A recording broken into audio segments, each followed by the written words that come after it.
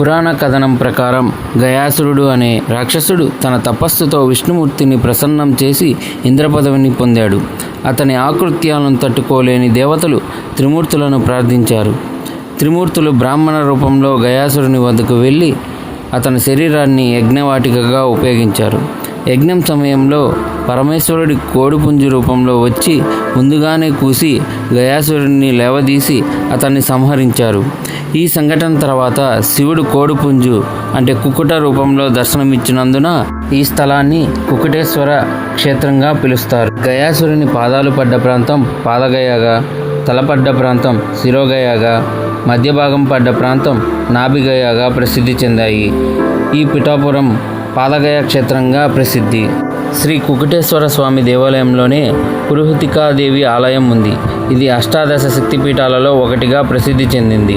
పురాణాల ప్రకారం సతీదేవి శరీర భాగాలు పడిన స్థలాలు శక్తిపీఠాలుగా పూజించబడుతున్నాయి. పిఠాపురం శ్రీ దత్తాత్రేయ స్వామి ప్రథమ అవతారమైన శ్రీ వల్లభ స్వామి జన్మస్థలంగా కూడా ప్రసిద్ధి చెందింది.